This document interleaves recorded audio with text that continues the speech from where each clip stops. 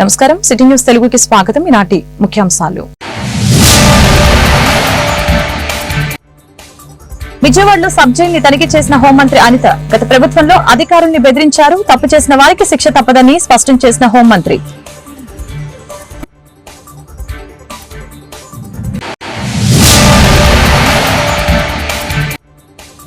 రాష్ట్రంలో పెంచిన కరెంటు ఛార్జీలు వెంటనే తగ్గించాలి. ఈ నెల 13 నుంచి విడతల వారీగా ఆందోళన. ఎమ్మెల్సీ బొత్స ప్రకటన.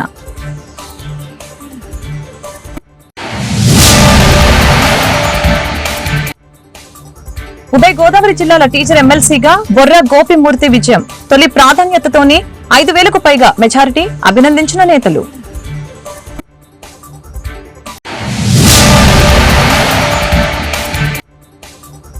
రాష్ట్రంలో ఉన్నది ఈవీఎంల ప్రభుత్వం. పరిపాలన గాలికి వదిలివేసి వైసీపీ కార్యకర్తలపై అక్రమ కేసులు. చెవిరెడ్డి భాస్కర్ రెడ్డి వ్యాఖ్యలు. గత ప్రభుత్వంలో అధికారుల్ని విపరీతంగా బెదిరించారని హోంమంత్రి అనిత విమర్శించారు. కింది స్థాయి నుంచి పై స్థాయి అందరినీ కూడా బెదిరించారని అన్నారు. ఈ మేరకు విజయవాడలో సోమవారం సబ్ జైల్ ని ఆమె ఆకస్మికంగా సందర్శించి ఖైదీలతో ముఖాముఖి నిర్వహించారు. ప్రజలు మంచి నిర్ణయం తీసుకుని మాకు అధికారం ఇచ్చారు. ఖైదీని ఖైదీలా, ముద్దాయిని ముద్దాయిలా చూడాలి. తప్పు చేసిన వారెవరిని వదిలిపెట్టే ప్రసక్తి లేదు. ఖచ్చితంగా నిఘా ఉంటుంది. చర్యలు తప్పవు. సబ్ జైలు మౌలిక వసతులపై ఆరా తీశాం. జైలులో అధికారులపై వివరాలు సేకరించాం. విచారణ జరుగుతోంది. 2 రోజుల్లో నివేదిక వస్తుందని తెలియజేశారు. అలాగనే తమ తప్పులు బయటపడుతున్నాయన్న భయంతో విజయసాయిరెడ్డి ఇష్టానుసారంగా మాట్లాడుతున్నారని చెప్పారు. ముఖ్యమంత్రి చంద్రబాబు గురించి మాట్లాడే స్థాయి ఆయనది కాదని అన్నారు. కాకినాడ పోర్టు కేసులో విచారణ జరుగుతుందని, ఏపీ సంపదను దోచుకున్నారని అనిత విమర్శించారు.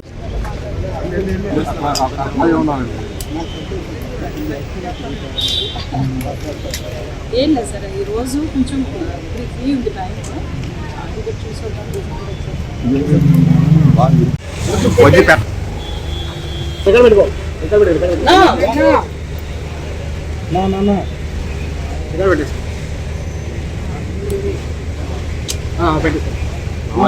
అవునవును ఇగో వచ్చా చూడు.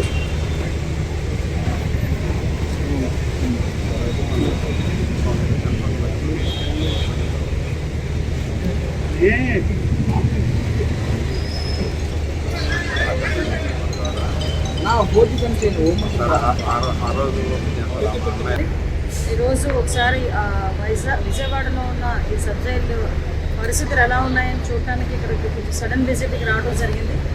ఓవరాల్గా ప్రెజెన్స్లోనే ఉన్న సౌకర్యాల గురించి కానీ, ప్రెజెన్స్లో ఉన్న ఖైదీల వివరాలు కానీ, అదేవిధంగా వాళ్ళు ఎలా ఉంటున్నారు, ఏం చేస్తున్నారు, వాళ్ళ మౌలిక సదుపాయాలు ఎలా ఉన్నాయి, అట్ ద సేమ్ టైం వాళ్ళకి ఎలాగ విజిటింగ్స్ అవర్స్ ఇస్తున్నారు, అవన్నీ కూడా ఒకసారి కూలంకషంగా చూడటానికి ఈరోజు ఇక్కడికి విజయవాడ సబ్ జైలుకి ఇక్కడికి రావడం జరిగింది. ఇక్కడ లోపలికి వెళ్ళిన తర్వాత వాళ్ళ కెపాసిటీ అంటే సుమారుగా 1 ఎకరంన్నరలో ఉన్న ఎప్పుడుదో చాలా పాత రైలు ఇది. ఇప్పటికీ కూడా మౌలిక వసతులు మ్యాక్సిమం ఎక్కడ కూడా ఇబ్బంది లేకుండా చూసుకునే బాధ్యత కూడా తీసుకుంటున్నారు. ఓవరాల్గా అందరితో కూడా మాట్లాడడం జరిగింది. వాళ్ళకున్న వసతులన్నీ కూడా ఎలా ఉన్నాయి, ఏం చేయాలో అది కూడా చూడడం జరిగింది. కొంత ఇంటెంట్ కూడా డిపార్ట్మెంట్ వాళ్ళు కొంత ఇంటెంట్ కూడా ఇచ్చారు. ఎందుకంటే ఈరోజు ఈ మధ్యకాలంలో జరుగుతున్న నేపథ్యాలు కానివ్వండి, కొన్ని ఆరోపణలు కానివ్వండి, ఆరోపణల దృష్ట్యా కంపల్సరీగా మేము కూడా ఒకసారి వాచ్ చేయాలి, ప్రెజెన్స్ అన్నింటినీ కూడా విజిట్ చేయాలి. అక్కడున్న మౌలిక తాలూకా తప్పులు బయటపడుతున్నాయి. ఏదైతే అతగాడు ఆ కోర్టుని 6,000 కోట్ల రూపాయలు ఉన్న కోర్టుని 594 కోట్ల రూపాయలకి ఎలాగైతే పీకల మీద కత్తి పెట్టి రాయించుకున్నాడో ఆ విషయాలన్నీ ప్రజలకు తెలియజేయడం అయింది. అదేవిధంగా ఇందులో వైవి సుబ్బారెడ్డి అల్లుడు కూడా అందులో ఇన్వాల్వ్ అవ్వడం, విజయసాయిరెడ్డి అందులో ఇన్వాల్వ్ అవ్వడం. అంటే వీళ్ళ పరిస్థితులు ఎలా ఉన్నాయంటే 5 సంవత్సరాలు రాష్ట్రాన్ని మొత్తం భ్రష్టు పట్టించేసి, రాష్ట్రాన్ని సర్వనాశనం చేసేసి, రాష్ట్రంలో ఉన్న సంపదనంతటినీ దోపిడీ చేసి, ఆఖరికి రాష్ట్ర ప్రజల తాలూకా ఆస్తులు కానీ, ప్రభుత్వ సంస్థల తాలూకా ఆస్తులు కానీ, ప్రైవేట్ సంస్థల తాలూకా ఆస్తులు కానీ అన్నీ కొల్లగొట్టి పీకల మీద కత్తులు పెట్టి వాళ్ళ పేర్ల మీద రాయించుకొని ఈ రోజు అవన్నీ కూడా బయటకు వస్తున్నాయన్న భయంతో చంద్రబాబు నాయుడు గారి మీద మాట్లాడితేనో, లోకేష్ గారి మీద మాట్లాడితేనో టాపిక్ డైవర్ట్ అవుతుంది అనే ఉద్దేశంతో నోటికి వచ్చినట్టు మాట్లాడే పరిస్థితి. నేనేమంటానంటే ఒకళ్ళ గురించి మాట్లాడేటప్పుడు 2 రకాలుగా ఆలోచించుకోవాలి. అవతల వ్యక్తి స్థాయి, అవతల వ్యక్తి వయసు, అట్ ద సేమ్ టైం మన స్థాయి, మన వయసు 2 కూడా ఆలోచన చేసుకోవాలి ఒక రాజకీయ నాయకుడు మాట్లాడేటప్పుడు. అటువంటిది అతని స్థాయి అతని వయసుని మర్చిపోయి కూటమి ప్రభుత్వం పాలనలో పెంచిన కరెంటు ఛార్జీలని వెంటనే తగ్గించాలని వైఎస్ఆర్సీపీ ఎమ్మెల్సీ బొత్స సత్యనారాయణ డిమాండ్ చేశారు. అలాగే రైతులను ఆదుకోవడంలో కూటమి ప్రభుత్వం విఫలమైందని, కంటైనర్ షిప్ లో డ్రగ్స్ ఉందని చెప్పి చివరికి ఏమీ లేదని తేల్చారని కామెంట్స్ చేశారు. ఈ మేరకు ఎమ్మెల్సీ బొత్స విశాఖలో మీడియాతో మాట్లాడారు. తుఫాన్ వర్షాల కారణంగా పంటలు దెబ్బతిన్నాయి. రైతులను ఆదుకోవడంలో కూటమి ప్రభుత్వం విఫలమైంది. ఈ నెల 13వ తేదీన అన్ని జిల్లాల వ్యాప్తంగా కలెక్టర్లను కలిసి వినతి పత్రం సమర్పిస్తామని చెప్పారు. తగ్గిస్తామని చెప్పి కరెంటు ఛార్జీలు కూటమి ప్రభుత్వం పెంచిందని మండిపడ్డారు. ఎన్నికలకు ముందు విద్యుత్ ఛార్జీలు తగ్గిస్తామని హామీ ఇచ్చారు. ఫీజు రియంబర్స్మెంట్ బకాయిలు వెంటనే చెల్లించాలి. పెంచిన విద్యుత్ ఛార్జీలని నిరసనగా ఈ నెల 27వ తేదీన ఎస్సీలకు వినతి పత్రం సమర్పిస్తామని ఆయన వెల్లడించారు. ప్రభుత్వ విధానం సరిలేకపోవడం వల్ల వాళ్ళు ఇబ్బందులు పడుతున్న నేపథ్యం పత్రికలో కూడా వచ్చాయి. అది మేము చెప్తున్న మాట కాదు, అన్ని పత్రికలు, అన్ని మీడియా కానీ, ప్రజలు కానీ, రైతులు అందరం కూడా ఒకేసారి ఏక వచనంతో గొంతెత్తి ఆ వైఫల్యాన్ని చాటే. దాని మీద ప్రభుత్వం నిర్దేశమైన విధానం తీసుకోవాలని, రంగుమార్పు ఏదైతే తెలిసిన ధాన్యాలు ఉన్నాయో ఆ తేమ మీద మరి ఒక విధానాన్ని తీసుకొని రైతాంగం ఇబ్బంది పడకుండా, మరి దళాలకి అవకాశం లేకుండా వెసులుబాటు చేయాలని కొందరు కోరుతూ ఈ నెల 13వ తేదీ నాడు జిల్లా కలెక్టర్కి వినతి పత్రం ఇవ్వాలని ప్రజాప్రతినిధులు అందరం నిర్ణయించుకున్నాం. ఆ దశగా 13వ తారీఖు నాడు జిల్లా కలెక్టర్ ఆ జిల్లా ఉన్న పెద్దలందరూ వెళ్ళి జిల్లా అధ్యక్షుల ఆధ్వర్యంలో ఆ కార్యక్రమం చేయాలనే దానికి ఇద్దాం. దీంతో పాటు ఏదైతే రైతుకి ఆసరాగా గత ప్రభుత్వం ఇచ్చిన 13,500 రూపాయలు కాకుండా 20,000 రూపాయలు ఇస్తామని మరి ప్రభుత్వం చెప్పిందో దాన్ని ఇంతవరకు దాన్ని ఆచరణలో తీసుకురావడం వల్ల మరి మొన్న జరిగిన పంటలు వేసుకున్న నేపథ్యంలో కానీ, లేదు కొత్త పంటలు వేసుకుంటున్న నేపథ్యంలో కానీ ప్రజలు ఇబ్బంది పడుతున్న పరిస్థితుల్లో ఓసారి దాని మీద ప్రభుత్వాన్ని మీద ఒత్తిడి తీసుకొచ్చి ఆ డబ్బులు మరి రిలీజ్ చేసి ప్రజలందరి ఏర్పాటుని రైతాంగానికి ఏర్పాటు చేయాలనేది మరి ఆలోచన. ఇంతకుముందు మా ప్రభుత్వం ఉన్నప్పుడు, వైసీపీ ప్రభుత్వం ఉన్నప్పుడు ఏదైతే బీమా సౌకర్యం ఉండేదో అంతకుముందు ప్రభుత్వం రైతాంగం భాగస్వామ్యం ఉండేది. అది కాకుండా ఈ క్రాప్ చేసుకున్న ప్రతి రైతుకి ప్రతి పంటకి ప్రభుత్వమే దాని బీమా కట్టింది 100%. దానివల్ల ఏదైనా అకాలమైన ప్రకృతి వైపరీత్యాలు వస్తే, కరువు వచ్చినా, కాటకం వచ్చినా, వరద వచ్చినా, వర్షం వచ్చినా పంట కానీ పోతే మరి నష్టపరిహారం అందేది 100%. ఇప్పుడు ఈ ఇంతకాలంలో ఆ కార్యక్రమం లేకపోవడం వల్ల రైతాంగం ఇబ్బంది పడుతున్నారు. మళ్ళీ దాన్ని పునరుద్ధరించాలనే విషయాన్ని కూడా ప్రభుత్వం దృష్టికి తీసుకురావడం ఈ ముఖ్య ఉద్దేశం. ఆ నేపథ్యంలోనే మరి 27వ తారీఖు నాడు ఉమ్మడి ఉభయ గోదావరి జిల్లా ఉపాధ్యాయ ఎమ్మెల్సీ ఉప ఎన్నికల్లో స్వతంత్ర అభ్యర్థి బొర్ర గోపిమూర్తి విజయం సాధించారు. సమీప ప్రత్యర్థి గంధం నారాయణరావుపై ఆయన గెలుపొందారు. అయితే దీన్ని కాకినాడ జేఎన్టీయూలో నిర్వహించిన ఓట్ల లెక్కింపులో తొలి నుంచే బొర్ర గోపిమూర్తి ఆధిక్యంలో కొనసాగారు. చివరిగా 9,165 మొదటి ప్రాధాన్యత ఓట్లతో విజయం సాధించారు. ఈ ఎన్నికల్లో ఆయన పీడీఎస్ బలపరిచింది. గంధం నారాయణరావుకు 5,259 ఓట్లు వచ్చాయి. మొత్తం 15,494 ఓట్లకు గాను 14,680 ఓట్లు పోలయ్యాయి. బొర్ర గోపిమూర్తి విజయం సాధించడంతో ఆయన వర్గీయులు సంబరాలు చేసుకున్నారు.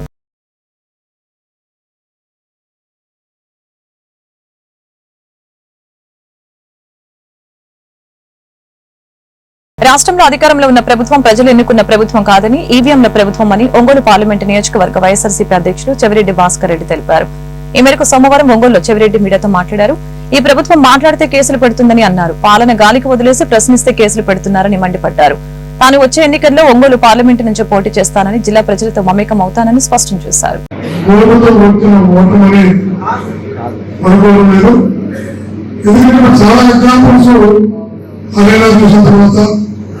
మహారాష్ట్ర చూసిన తర్వాత భారతదేశంతో ఒక బలమైన నిర్మాణం పరిగెడతా ఉంది. ఇది ప్రజా అభిప్రాయమా, బ్యాలెట్ అభిప్రాయమా, అభిప్రాయమా? ఇది 2 సంవత్సరాలు మాట్లాడుతూ రూపాయలు మాట ప్రజల నిర్మాణం ఉన్నాయి. చీఫ్ ఎలక్షన్ మాజీ కమిషనర్ పోలీసు గారు మాట్లాడుతూ చెప్పినటువంటి మాట చాలా అదేవిధంగా మహారాష్ట్రలో ఒక గ్రామంలో అవుతారనుకుంటున్నాం. ఊరంతా కాంగ్రెస్ అనుకూలంగా ఉంటుంది. కాంగ్రెస్ విజయం వచ్చారు. వాళ్ళు 6 తిరుగుతారు, ఎందుకు సెంచురీ చెప్పారు, కరెక్ట్ వాళ్ళకి అర్థం కావాలి. ఒక గ్రామంలో మనం చాలా వ్యక్తులు విశేషాలు చాలా బయటకున్నప్పుడు తర్వాత తేవాల్సిన అవసరం లేదని ప్రభుత్వంలో అభివృద్ధి చెందిన ఏ దేశంలో కూడా ప్రపంచంలో అభివృద్ధి చెందిన అమెరికా లాంటి దేశంలో కూడా ఉన్నది వాడడం లేదన్న విషయాన్ని మనం గమనించాలి. ప్రపంచంలో అత్యంత ధనమైన కుబేరుడైన అత్యంత సాంకేతిక నిపుణుడైన విధానం మోసుకుంటున్నటువంటి మాట ఒక సాంకేతిక నిపుణులుగా చెప్తున్న ఈవీఎం అనేది కరెక్ట్ కాదు. కాబట్టి నడపడాల్సిన అవసరం లేదు, బాధపడాల్సిన అవసరం లేదు. ప్రజలను వ్యతిరేకంగా ఎవరు వేసాలని ఎవరు అనుకోవాలి. ఏదో సంథింగ్ చేయాలన్నారు, ఏదో జరిగింది. ఏదైనా కూడా దానిని కూడా స్వీకరించి ప్రతిపక్షంలో కూర్చొని ప్రజల పక్షాన పోరాటం చేయగలిగే దమ్ము ధైర్యం నాయకుడు మన నాయకుడు జరుగుతుంది. స్వీకరించగలిగే నాయకుడు ఏ తప్పు లేకుండా 16 నెలలు జైల్లో పెట్టా ఆ పైన ఆ తప్పుని అనుభవించే పార్టీని బతికించిన నాయకుడు నాయకుడు అయితే ఎలా మనం తెలిసినా కూడా ఆ ఓటును కూడా తట్టుకుని నిలబెట్టుకుంటూ Vijayawada Patamata high school road Lahari hospital ఎదుర విఘ్నేశ్వర హైట్స్ నందు మెయిల్ ఫ్యాషన్ షోరూమ్ ని ప్రారంభించిన విజయవాడ తూర్పు నియోజకవర్గ ఎమ్మెల్యే గద్దె రామ్మోహన్. ఈ సందర్భంగా నిర్వాహకులు సుధీర్ మాట్లాడుతూ గత 10 సంవత్సరాల నుంచి ఈ షాప్ ను మేము రన్ చేస్తున్నట్టు తెలిపారు. మరలా ఈ షోరూమ్ ని రీమోడల్ చేయడం వలన తూర్పు శాసనసభ్యులు గద్దె రామ్మోహన్ రావు చేతుల మీదుగా ఓపెన్ చేయడం జరిగిందని తెలియజేశారు. విజయవాడ పట్టమట సెంటర్ లో యూత్ కి నచ్చే ఏకైక షోరూమ్ మా మెయిల్ ఫ్యాషన్స్ మాత్రమేనని అన్నారు. కార్యక్రమంలో షోరూమ్ నిర్వాహకులు సిబ్బంది పాల్గొన్నారు.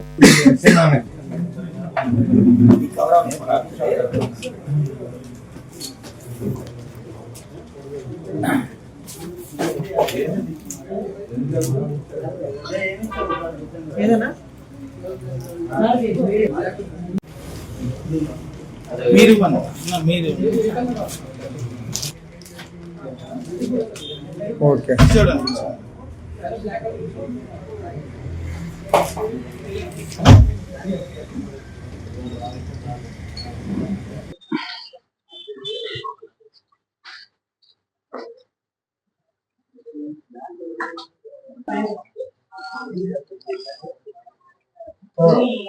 టీవీ ఏం మాట్లాడాలా ఏమో భయం వేసిందా బాబు.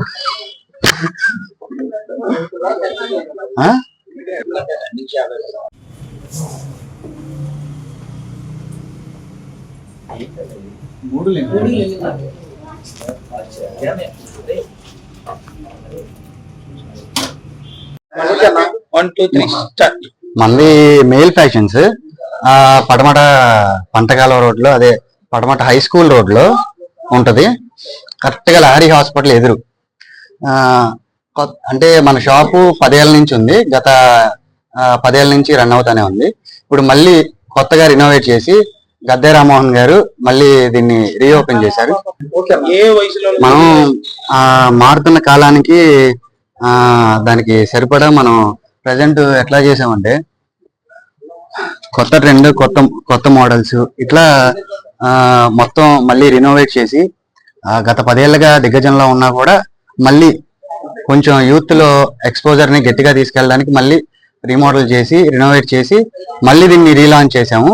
అంటే ప్రజెంట్ మనం ఈ పటమటలోనే హై సెల్లింగ్ షాప్ గా ఉన్నా కూడా మనం దీన్ని ఇంకొంచెం ముందుకు తీసుకెళ్ళడానికి, ఇంకొంచెం జనాల్లోకి వెళ్ళడానికి దీన్ని మొత్తం మంచిగా రినోవేట్ చేసి మంచిగా జనానికి మంచి ప్రైజెస్ తో ఇస్తున్నాం. ప్రజెంట్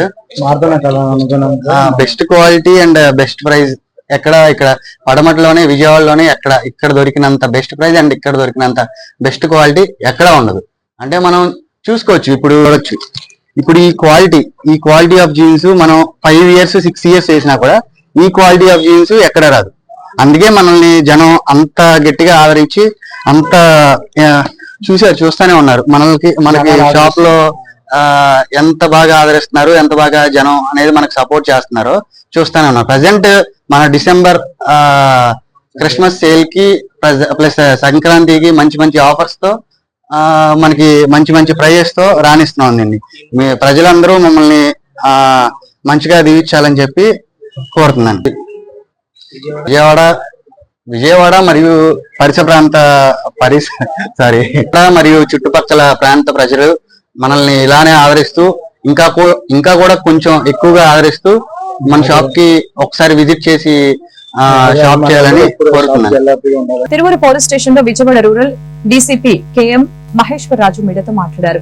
తిరువురులో ఆటోలో ప్రయాణిస్తున్న మహిళ నుంచి బంగారం నగలు దొంగతనం కేసులో నిందితుల్ని అరెస్టు చేసినట్లు తెలిపారు.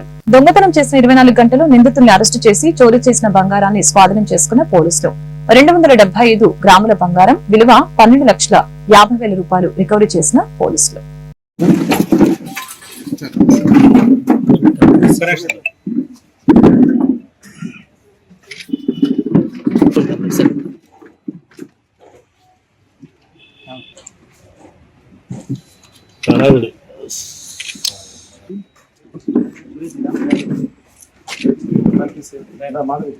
వచ్చింది సార్.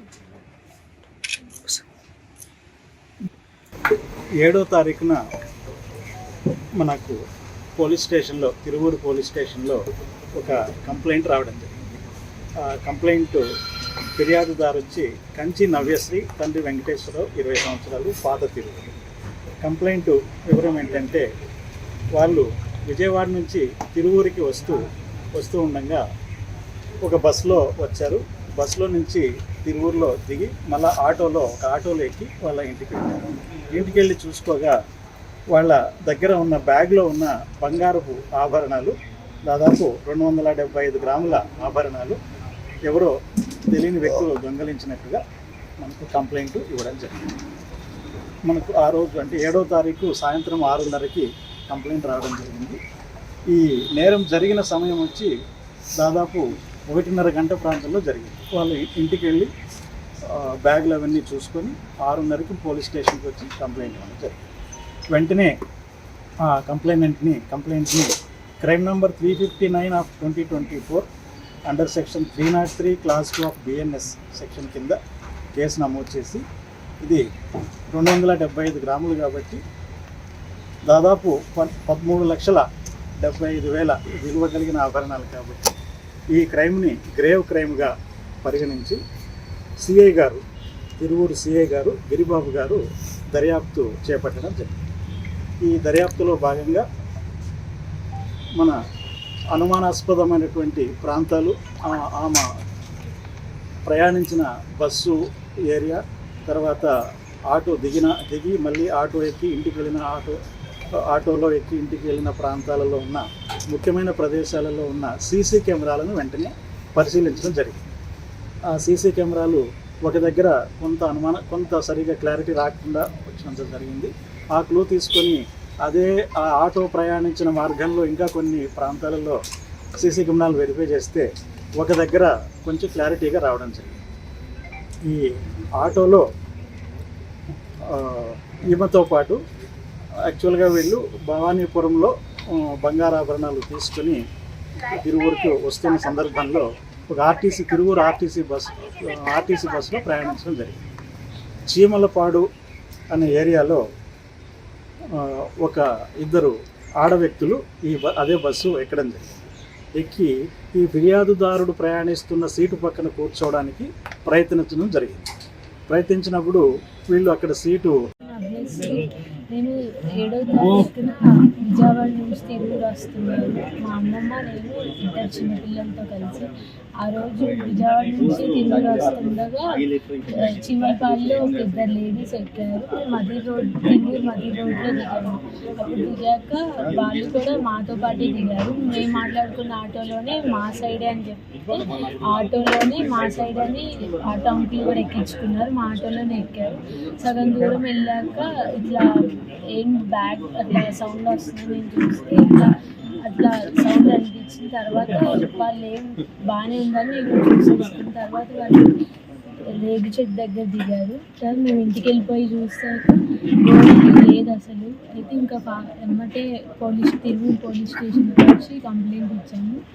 తర్వాత ఇక్కడ సార్ వాళ్ళందరూ ఇన్వెస్టిగేట్ చేసి సీసీ కెమెరాలన్నీ చూసి 24 అవర్స్లో వాళ్ళని పట్టుకున్నారు. ఇంకా సేమ్ ఏదైతే ఎంత గోల్డ్ అయితే పోయిందో అంత గోల్డ్ సేమ్ రిటర్న్ మాకు చూపించారు, మొత్తం తీసుకొచ్చేసారు. ఇక్కడున్న ఎన్టీఆర్ జిల్లాలో తిరువూరులో ఉన్న సార్ వాళ్ళందరూ చాలా సపోర్ట్ చేశారు మాకు. దానివల్లే ఇది ఇట్లా బాగా మాకు మంచిగా దొరికింది. కృష్ణా జిల్లా గుడివాడ పట్టణంలో పారిశుద్ధ్య మెరుగుకి ప్రతి ఒక్కరూ తమ సహకారం అందించాలని, రోడ్డు వెంబడి దుకాణదారులు, చిరు వ్యాపారులు తమ పరిసరాలను పరిశుభ్రంగా ఉంచుకోవాలని, నిర్లక్ష్యం వహించే వారికి జరిమానాలు తప్పవని ఎమ్మెల్యే వెనిగండ్ల రాము అన్నారు. పట్టణంలో పారిశుద్ధ్య మెరుగుకి ప్రజా సమస్యలపై ఎమ్మెల్యే వెనిగండ్ల రాము నిర్వహిస్తున్న మీకోసం మీ వెనిగండ్ల ఉదయం పర్యటన సందర్భంగా 7వ రోజుకి చేరుకుంది. పట్టణంలోని పలు ప్రాంతాల్లో ద్విచక్ర వాహనంపై పర్యటించి ప్రజా సమస్యని అడిగి తెలుసుకున్నారు.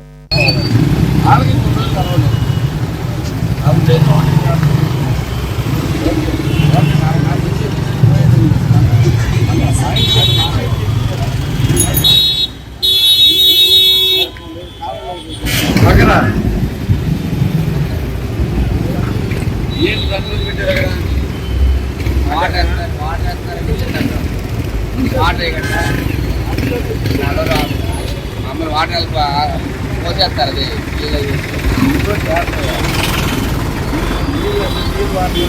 సరిగే రోడ్లు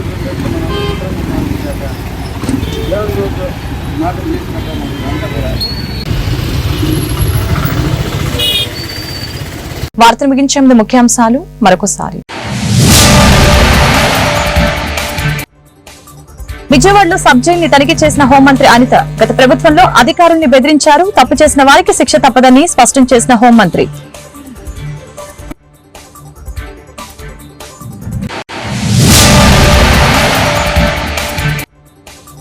రాష్ట్రంలో పెంచిన కరెంటు ఛార్జీలు వెంటనే తగ్గించాలి. ఈ నెల 13 నుంచి విడతల వారీగా ఆందోళన, ఎమ్మెల్సీ బొత్స ప్రకటన.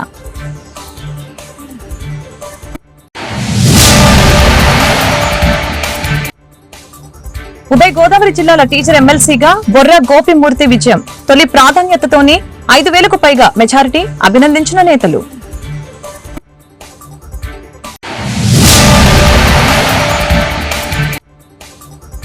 రాష్ట్రంలో ఉన్నది ఈవీఎంల ప్రభుత్వం, పరిపాలన గాలికి వదిలివేసి వైసీపీ కార్యకర్తలపై అక్రమ కేసులు. చెవిరెడ్డి భాస్కర్ రెడ్డి వ్యాఖ్యలు. ఈ వార్తలు ఇంతటితో సమాప్తం. మరొక బులెటిన్లో మళ్ళీ కలుద్దాం. నమస్కారం.